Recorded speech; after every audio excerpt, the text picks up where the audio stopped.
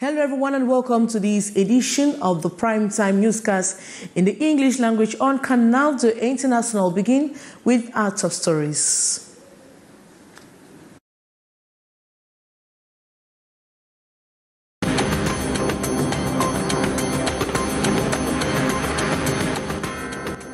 In Cameroon's bustling economic hub of Douala, residents are facing a troubling surge in power outages, a problem further compounded as the rainy season draws near. We'll tell you more in this edition of Newscast.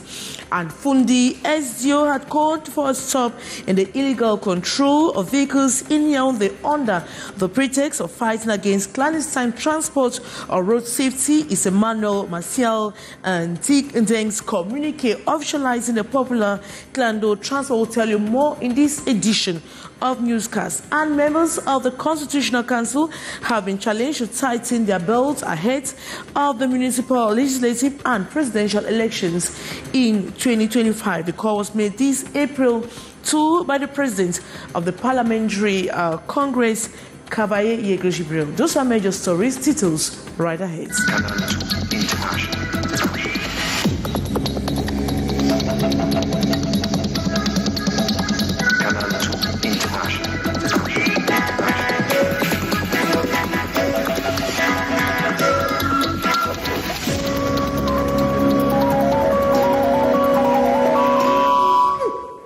In Cameroon's bustling economic hub of Douala, residents are facing a troubling surge in power outages, a problem further compounded as the rainy season draws near. A reporter, Chrissy Ayare, brings us tells us more on the situation. She has been talking with residents in Douala.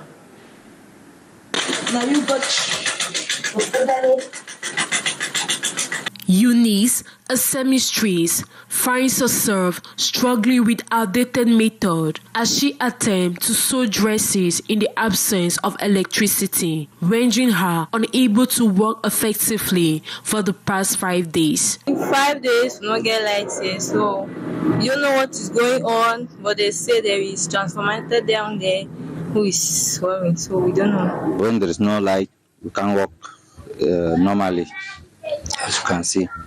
So when there is light, we have a lot of problems with our customers. We can't satisfy them. La semaine, si on coupe la lumière à 6 heures, ça va devenir à 17 heures. Si c'est pas à 6 heures, c'est à 19 heures qu'on va couper, ça devient le lendemain matin, c'est 11 heures ou c'est 10 heures. On est habitué, papa. Parfois, on fait même un mois sans lumière. On supporte ces manques. Tu arrives à la maison, tu l'as même 4 fois par jour, même 6 fois avant de dormir. The situation worsened for residents as the access to water relies on electricity, leaving them without this basic necessity for a week amid the ongoing power outage. We don't even have water because our means of water is through electricity. We are suffering. On souffre comme ça là. Et lorsque tu veux un peu discuter, on dit madame, si vous voulez parler, vous n'êtes pas obligé d'écraser. Et à ce moment, tu n'as pas le choix. Et on est obligé, par exemple, aujourd'hui, je voulais faire de la banane malaxée. Je me trouve en train de faire le héros parce qu'il faut que je juge sur ce que je ne dois pas écraser. In desperation, they implore the competent authorities to urgently address this pressing issue, recognizing the severe impact it has on their daily lives. You know, to really look the problem of it to solve, to have a strategy to put in place to make sure that we should no more have that problem of light. The power outage rule extends to students preparing for official exams who find it exceedingly challenging to study without electricity, particularly at night. And despite promises from Cameroon's Minister of Water and Energy, Gaston Elunde Somba, to inject 60 megawatts of energy into the southern grids with the arrival of rains and the Nashigo Dam, persistent water outages continue to plague the nation. Gladys Ambodibang has the rest of the story.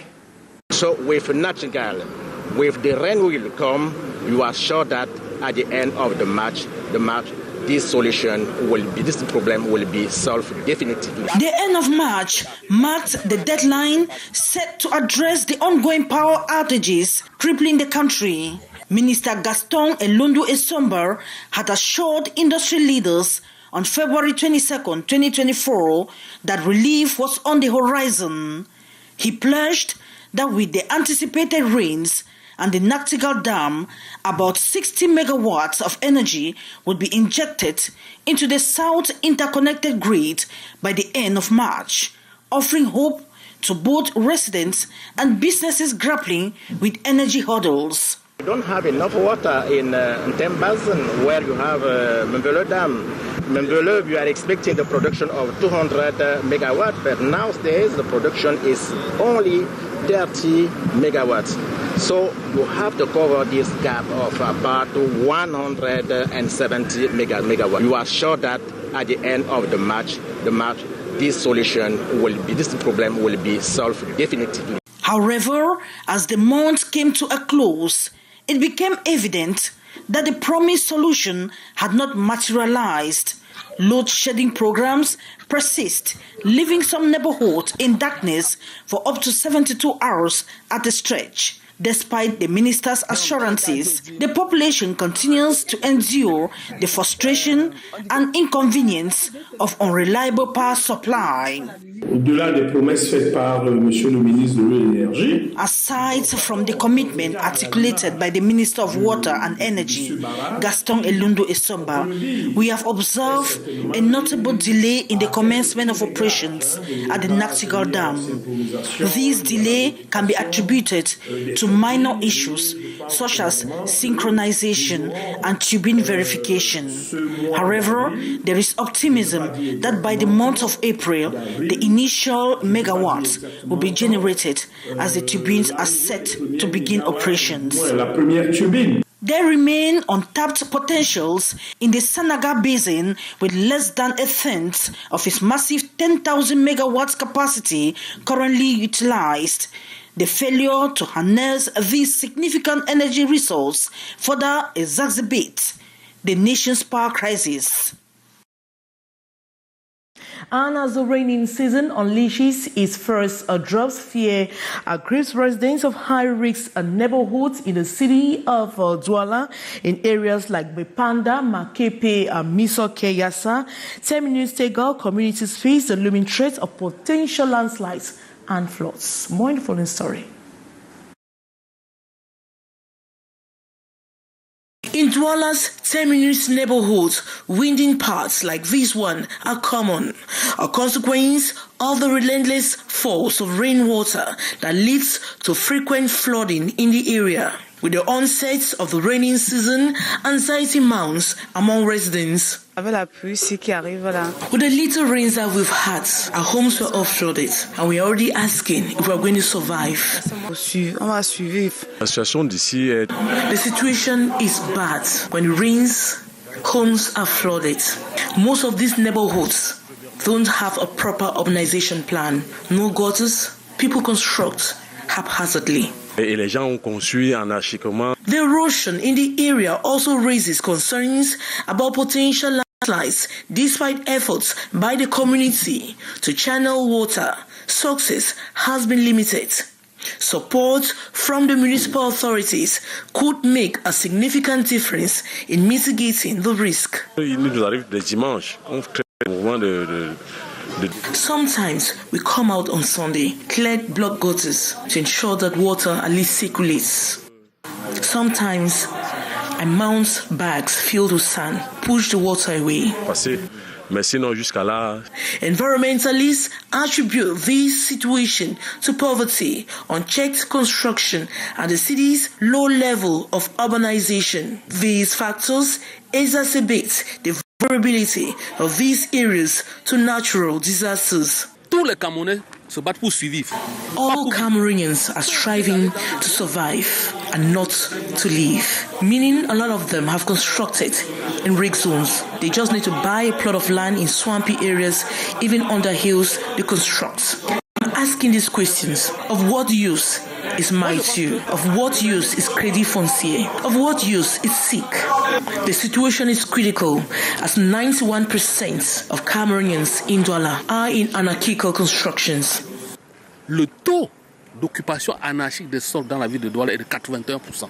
This deep-rooted problem causes significant damage but could be definitely addressed with firm action. Gouverner, c'est prévoir. Prévoir, c'est planifier. We should not wait for the coming of the rainy season and meteorological indications to take preventive measures and save lives. Il faut passer à des transformations impopulaires. Panic grips several other high-risk neighborhoods across Douala, reflecting the widespread concern over the precarious living conditions and inadequate infrastructure. And hundreds of security school teachers deployed all over the northwest region of Cameroon have had their salaries withheld. According to local authorities, the sanctioned teachers have been found guilty of deserting their duty post. More on the story with our reporter, Tariq Divine Jr.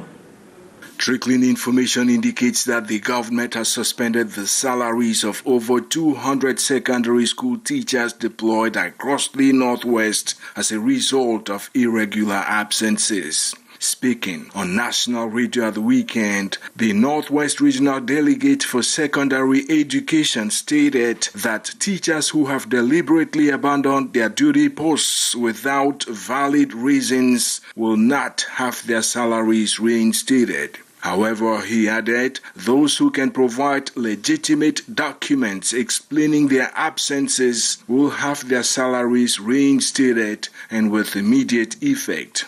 The decision to suspend the salaries of the absentee teachers comes against a backdrop of persistent security problems facing teachers and students across the region. The ongoing armed conflict pitting government forces to separatists, as well as recurrent attacks on educational establishments, have forced many teachers to run for dear life. In recent months, several teachers promoting the need for children in the region to pursue their education have been injured, kidnapped for ransom, or simply killed. Elsewhere, several schools have been set ablaze or transformed into separatist camps. Additional reports indicate that hundreds of classrooms have remained empty in most parts of the region since the start of the current school year. And despite these challenges, the government seems to be claiming that several teachers are taking advantage of the conflict to abandon their duty posts in spite of the significant peace that now reigns in the region. Some teachers have reportedly fled abroad for what they perceive as greener pasture, but continue to collect public salaries through dubious means, the authorities add. Last year, the Minister of Secondary Education issued a communique asking people to report teachers absent from their posts via an anonymous digital channel.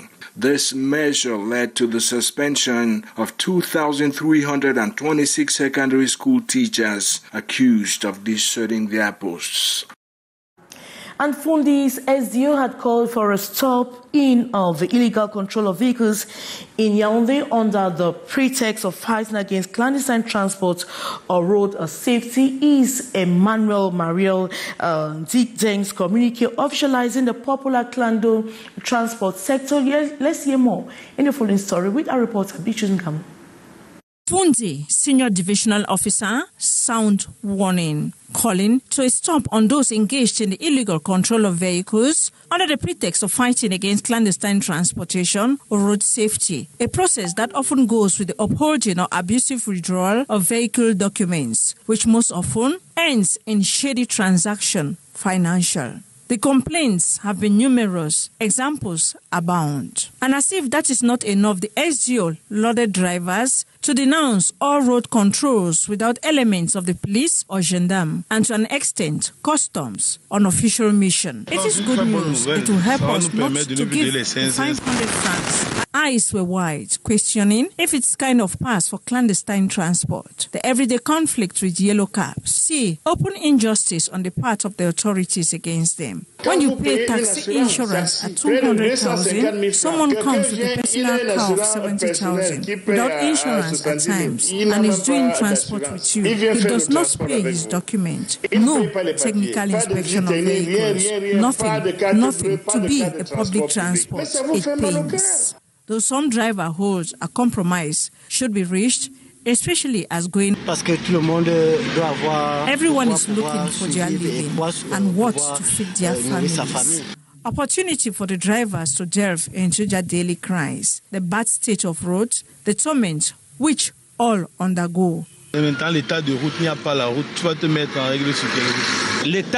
SDO Emmanuel Marie Digden's April 1 communique is to instill order in Yaoundé, adding that those in such clandestine control will be charged with violent crimes. In urban disorder, the SDO Mfundi will be meeting with owners of urban transportation, owners of bars and leisure centers, and hawkers Wednesday.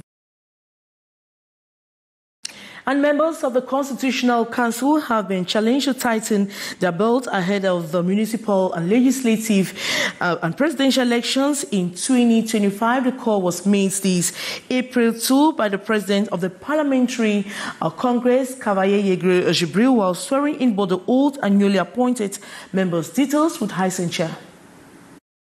Je jure de bien et fidèlement remplir mes fonctions, de les exercer en toute impartialité dans le respect de la Constitution, de garder le secret des délibérations et des votes, de ne prendre aucune position publique, de ne donner aucune consultation sur les questions. Taking of the traditional oath by members of the Constitutional Council, with former rector of the University of Yaoundé II, Aldov Minkwashi, and Aaron Lokmon Belek, making their entry into the Noble House for the first time after their appointment by President Paul Biya on January 18, 2024. The President of the Council, Clement Atangana, and 8 others renewing their mandate as decreed by the head of state. The 11 members will have a 6-year mandate renewable as stipulated by the law, swearing them in during the 3rd Parliamentary Congress this April 2nd at the plenary hall of the Yaoundé Conference Center. The chairman of the Congress, Speaker of the National Assembly, Cavaye Jibril, reminded them of the heavy task ahead, the municipal, legislative and presidential elections in 2025. Flanked by the Senate President, Marsenyat Njifenji, he urged them to remain objective, sticking to the purpose for which they were appointed and upholding the values of the institution. The ceremony unfolded in the presence of the members of government, here led by the Prime Minister, Joseph John Gote. And today, the world commemorates the International Day of Children's Literature, a day set aside for young children to develop their reading culture. Kejan Henry Atembe met with one of Africa's acclaimed writer of children's literature, George Jimele, and put together the following story. Writing books for children is not an easy task to accomplish for writers. George Jimele is an acclaimed African writer of children's literature. He is into children's literature for close to 3 decades. Writing for children is a domain that is a little bit complicated to so many people, but it is just like any other domain. You need to be very sensitive about it. You need to get close to children to know what they like, to know what interests them, and then you begin to write small stories that they can admire and enjoy, small stories that can shape their behavior and make them responsible people in society. So it is all about, being sensitive about what children like and then trying to give them some morals that will help them to be responsible adults in the future. As the world commemorates the International Day for Children's Books, George takes a look at the intricacies of writing for children. I have been into that for long, and I've learned a lot because I work with teachers who are teaching children. I also have a school, so I interact a lot with children. So I know what their desires are. I know the kind of stories they like. In terms of characters, most of the characters are children themselves in the stories. Some of the characters are their parents. Some can be teachers, because when you're writing about children, there are a variety of themes you have to treat. For example, you handle matters of love, friendliness. You handle issues of hard work. In fact, there are a lot of things you handle. You handle things about culture, religion, You handle things about geography, their personal environment, and cleanliness. The Day of Children's Book was set aside to awaken the reading culture in children to think critically through appealing stories. As someone with an avalanche of more than 18 books for children, many of which have been recommended for classroom study across Africa, George generally thinks children's literature has been impacted by new technologies. Today, with the advent of technology, the new technologies, it's easy. You have the phone, you have a lot of toys for children to play with. So, but then what we are doing is that we want to encourage parents to read to their children. Buy a lot of storybooks and read to the children. You see, when you read and they take interest in the books, they themselves, they can develop the interest in reading. The importance of reading for young children cannot be overemphasized, as it takes them to the world of books and encourages them to develop the love for reading. And we take you to Senegal, where Bassirou Diomaye Faye, Senegal's fifth president, has been sworn into office at a ceremony in the capital, Dakar, today. In his inaugural speech, Diomaye talked of systematic change and greater sovereignty. And that brings us to the end of this edition of the Primetime Newscast in the English language on Canal International. Thanks so much for watching. Take another rendezvous, same time tomorrow. Good night.